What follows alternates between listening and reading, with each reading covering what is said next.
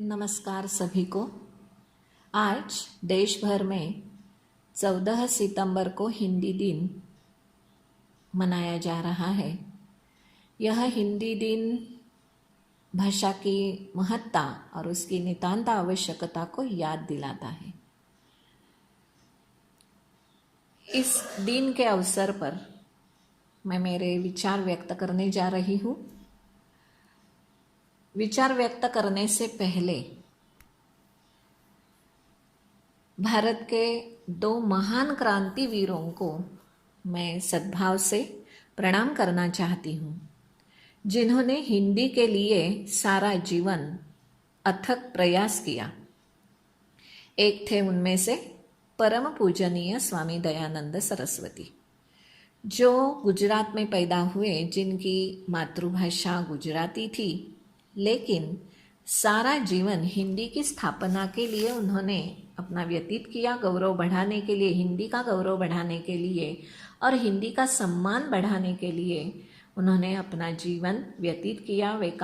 उन्होंने काम किया। और दूसरा नाम है परम पूज्य स्वामी दयानंद जी। उनको भी मैं भावपूर्वक प्रणाम करना चाहती हूँ। उनकी स्मृति को मैं वंदन करती हूँ, जिन्होंने हमें हिंदी के सम्मान के लिए लड़ना सिखाया और उसका रास्ता दिखाया।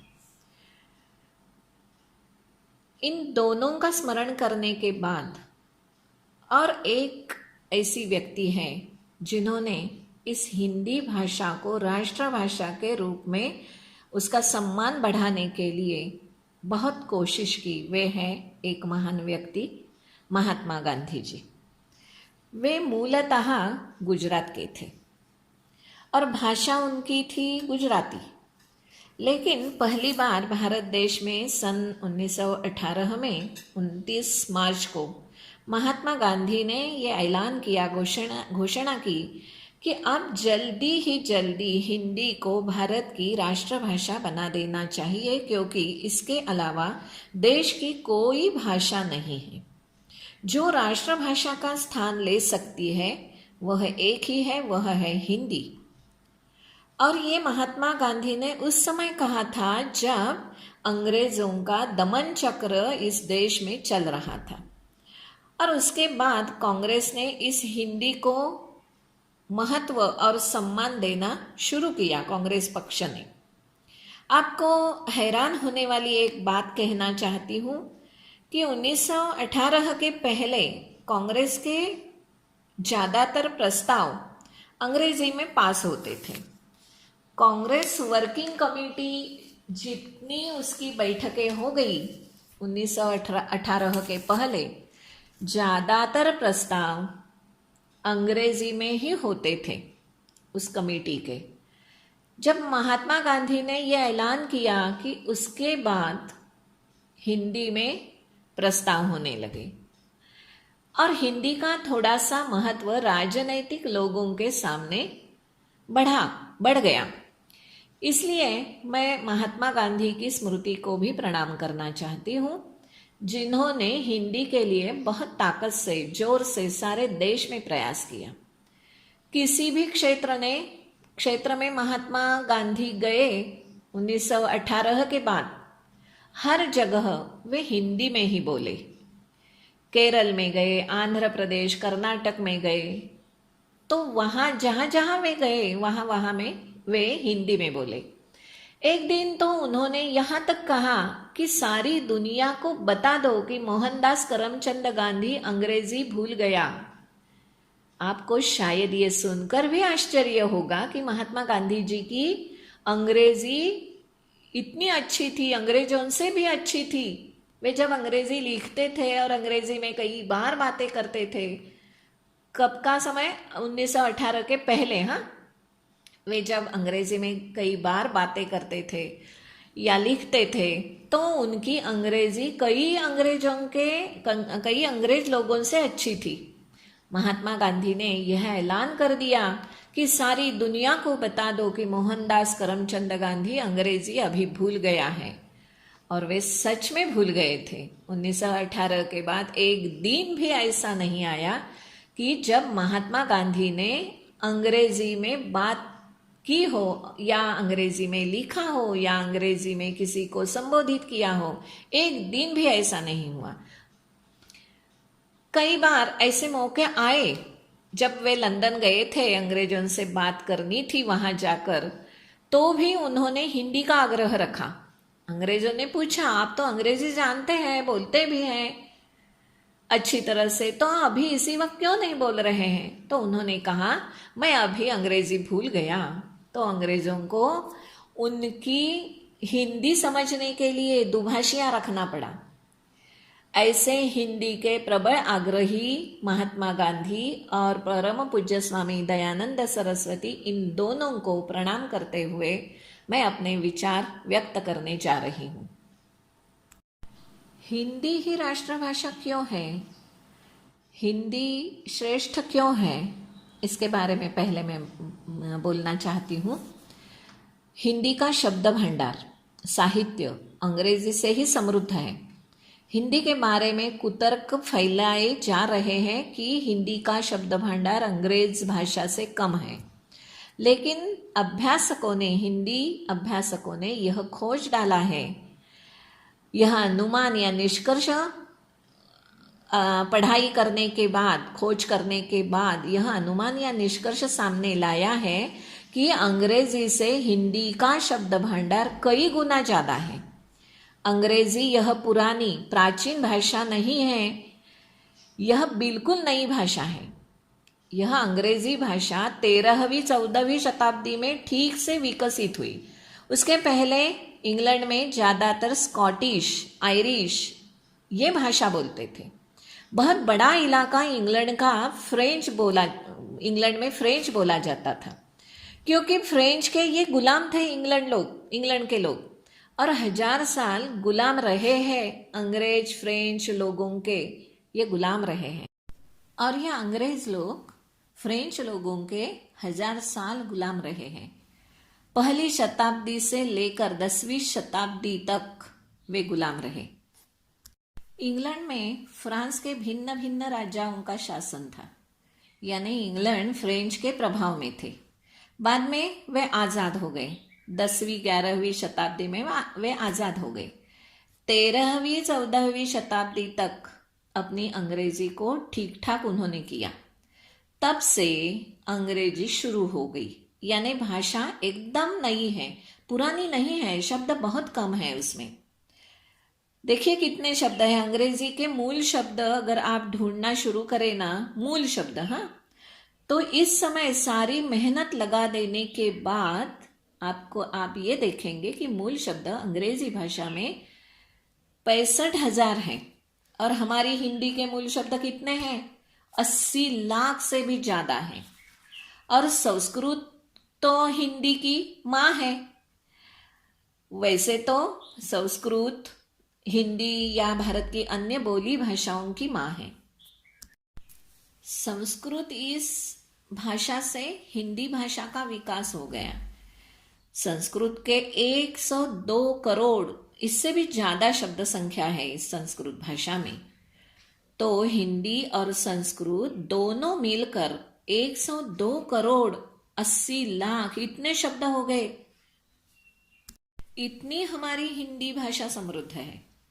हमारे यहाँ मूर्ख लोग तर्क देते रहते हैं कि अंग्रेजी समृद्ध भाषा है, जिसके 65,000 कुल शब्द हैं, वह समृद्ध कैसे हो सकती है? और अंग्रेजी में बाकी शब्द जो है ना डिक्शनरी में, तो ये सब शब्द दूसरी भाषाओं के हैं। फ्रेंच है, इनमें लैटिन है, जर्मन है, आयरिश, स्कॉटिश, वेल्स, इन भाषाओं से बहुत से शब्द इस अंग्रेज भाषा ने लिए हैं। हिंदी में से भी बहुत सारे शब्द अंग्रेजी भाषा ने ले रखे हैं, क्योंकि उन शब्दों का अभी तक वे भाषांतर नहीं कर पाए हैं।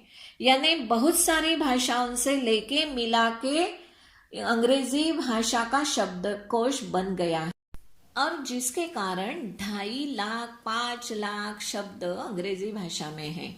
मूल शब्द तो 65,000 ही हैं। और यही कारण है कि दुनिया की सभी अंतर्राष्ट्रीय संस्थाओं में अंग्रेजी कामकाज की भाषा नहीं है। संयुक्त राष्ट्र का सारा कामकाज फ्रेंच भाषा में होता है और संयुक्त राष्ट्र की सभी संस्थानों का कामकाज फ्रेंच में होता है, अंग्रेजी में नहीं होता। ये सब सुनकर हम हैरान हो जाएंगे कि हमको बिल्कुल उल्टा पढ़ा दिया जाता है पिछले 70 सालों से। जब हमें हमारे देश को आजादी मिली उससे आज तक बिल्कुल उल्टा पढ़ा दिया जाता है। हिंदी तो शब्द भंडार में अंग्रेजी से बहुत ऊंची है। किसी मामले में हिंदी भाषा कम नहीं है। विज्ञान गणित का लेखन अंग्रेजी से भी ज्यादा हिंदी में है। हिंदी वैज्ञानिक भाषा और वैज्ञानिकों की भाषा अंग्रेजी से भी ज्यादा है। तो किस मामले में हिंदी अंग्रेजी से कम है? अंग्रेजी से ही हिंदी सवाई है, ये आपने अभी तक जाना होगा। इससे उल्टा हमको 70 साल बताते रहे हैं हमारे सरकारी अधिकारी, हमारे बड़े बड़े प्रधानमंत्री, तमाम दूसरे नेता भी हमें ये सिखा रहे हैं, उल्टा सिखा रहे हैं, ताकि भारत के लोग हिंदी का गौरव ना करते पाए। ये सब इसलिए किया गया कि हिंदी की हीनता में हम डूबे रहे। हम यही माने कि हमारी हिंदी तो वैज्ञानिक नहीं है, समृद्ध नहीं है, सभ्य लोगों की भाषा नहीं है, उसमें कला संस्कृति का विकास नहीं हुआ है। हम में जब यह हीन भावना आ जाएगी तो भाषा तो हमसे ज्यादा नीचे गिर जाएगी। हम ऐसी नीचे गिरी हुई भाषा को भूल जाएंगे और इसीलिए ये सारी कोशिश की जा रही है। भाषा की सबसे बड़ी शक्ति होती है उसको इस्तेमाल करने वाले लोग। जितना ज्यादा भाषा का आप उपयोग करेंगे भाषा की ताकत उतनी बढ़ेगी। कोशिश और षड्यंत्र ये किया गया कि हिंदी का उपयोग करने वाले लोग कम हो जाए। 1853 में मैकॉले ने एक बिल पास किया। ये मैकॉले कौन है? जिसने अंग्रेजी भारत में लाई वह मैकॉले, अंग्रेजी भाषा भारत में लाई वह मैकॉले। ब्रिटिश पार्लियामेंट में भारत में अंग्रेजी भाषा की शिक्षा शुरू की जाए ऐसा वह बिल था। यह बिल पास करते समय उसने भाषण दिया कि भारत की हिंदी भारत के रीढ़ की हड्डी है, माने पूरा भारत इस भाषा पर टिका हुआ है। अब इस रीढ़ की हड्डी को तोड़ दो तो भारत हमेशा के लिए गिर पड़ेगा। मैकॉले ने 1853 में भारत की शिक्षा का माध्यम बनाने का जो कानून बनवा लिया वह इसी तर्क के आधार पर था। वह कानून 2018 तक भी वही चल रहा है।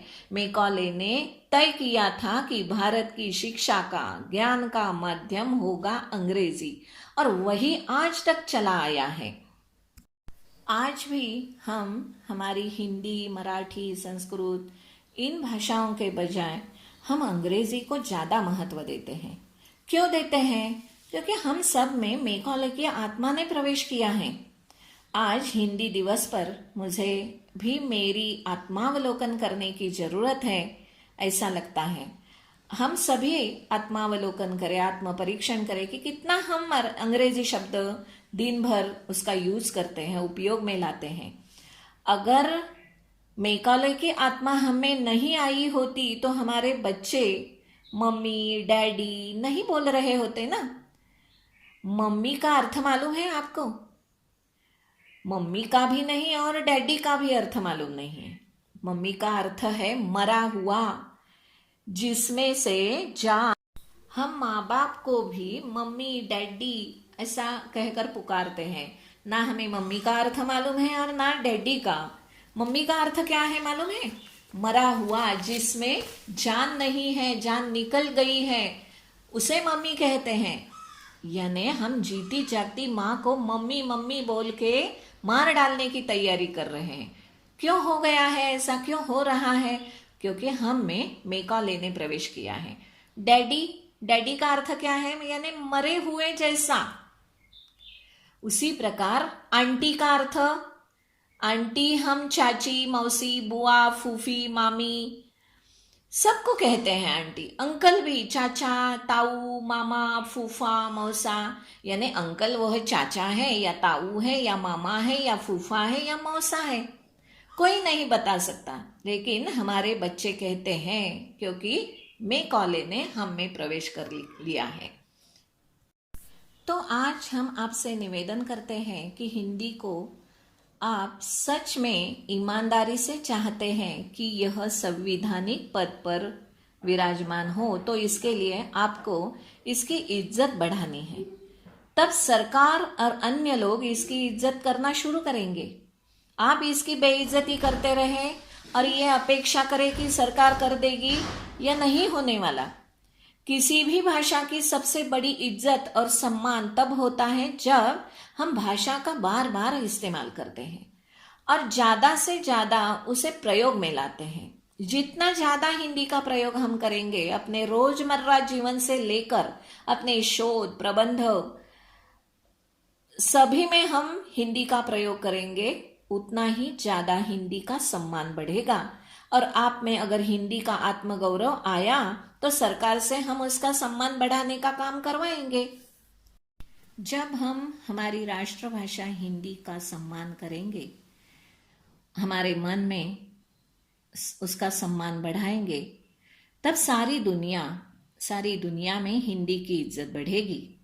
जब संयुक्त राष्ट्र में उसे सम्मान मिलेगा तब हम उसे सम्मान देने लगेंगे। हम तब किसी से सम्मान करते हैं जब वह विलायत से आ जाता है। देखिए कैसा, एक उदाहरण देती हूं। योग, ये शब्द हमारा है।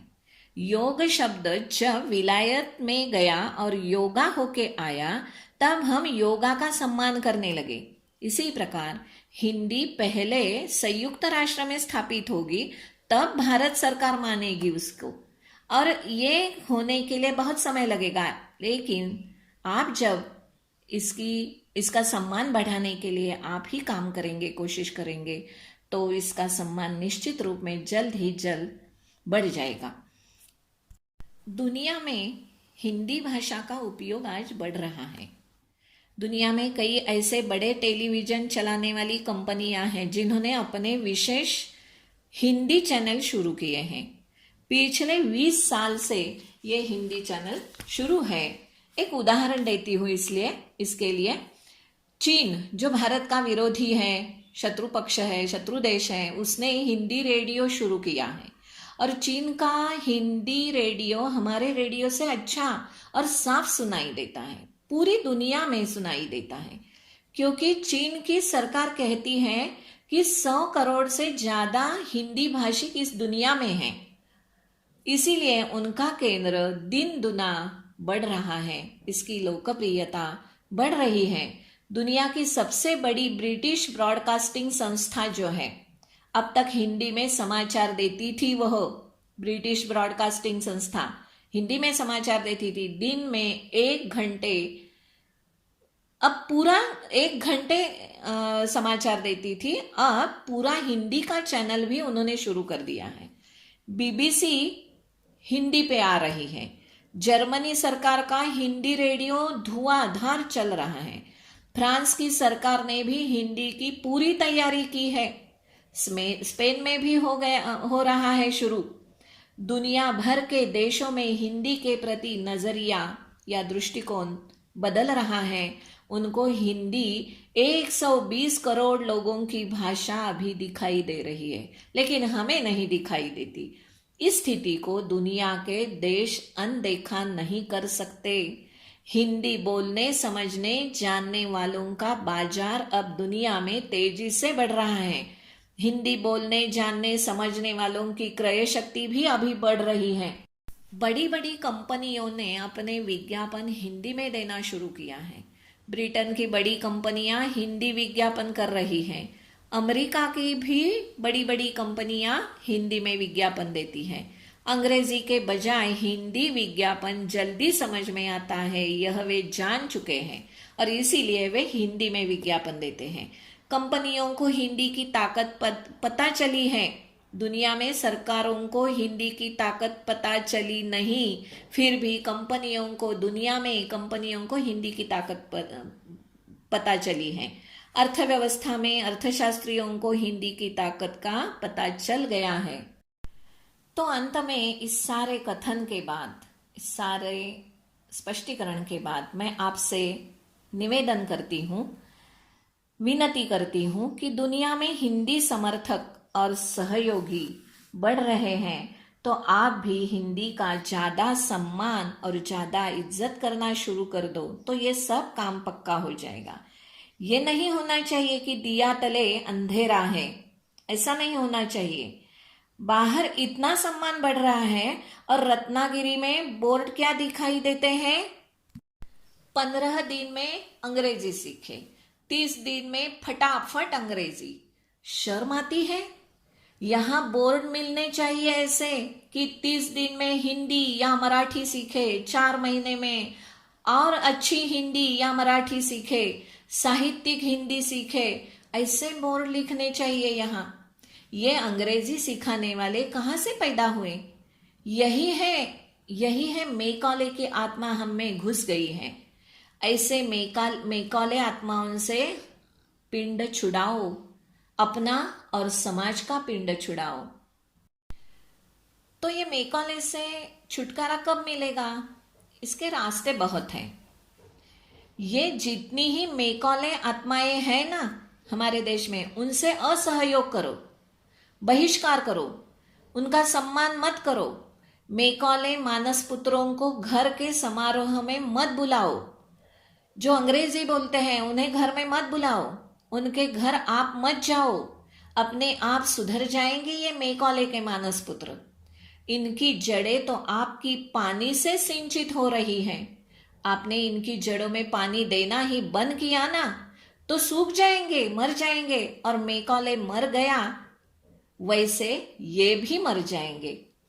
आप बस इनसे रिश्ता और व्यवहार कम कर दो, तो इनकी अकल ठिकाने आ जाएगी। हम विरोध नहीं करते तो सामने वाले को लगता है कि सब अच्छा है। एक आदमी भी विरोध करना शुरू करे, भले वो कम है, लेकिन थोड़े दिनों में वे भी बढ़ जाएंगे, वह भी ताकतवर हो जाएगा।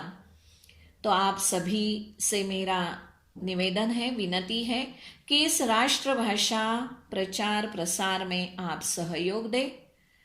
अपना भारत विश्व गुरु फिर बन जाएगा। आपकी मदद की आवश्यकता है। हिंदी राष्ट्रभाषा ही नहीं, विश्व भाषा बन जाएगी आपकी कोशिश के कारण। ऐसा हमें सपना देखना है और इस सपने को पूरा करने के लिए अपनी पूरी ताकत तन मन धन से लगा देनी है। यही भावनाएं लेकर मैं यहाँ मेरा निवेदन दे रही हूँ। आज हिंदी दिवस पर आप एक संकल्प लेकर या जाए कि अपनी हिंदी राष्ट्रभाषा ही ना बने तो विश्व भाषा बने। सिर्फ राष्ट्रभाषा नहीं, विश्व भाषा बने। और मैंने एक ही बात मैं कहती हूँ कि वह ध्यान में रखे। भाषा का जितना ज्यादा उपयोग हो जाएगा उतनी उसकी ताकत बढ़ जाएगी। हिंदी का उपयोग अपने जीवन में इतना बढ़ा दीजिए कि राष्ट्र की ये ताकत बने, भाषा ये ताकत बने, इतना उसका उपयोग आप करें। फिर एशिया खंड में इसकी ताकत बढ़ेगी, फिर विश्व में बढ़ेगी। इसके लिए आप सभी लगेंगे, प्राणपण से लगेंगे, कोशिश करेंगे, ऐसी मैं अपेक्षा रखती हूँ। ईश्वर आपको शक्ति सामर्थ्य दे, सद्बुद्धि दे। ऐसी ईश्वर के पास प्रार्थना करके मैं मेरा मनोगत पूर्ण करती हूँ। धन्यवाद।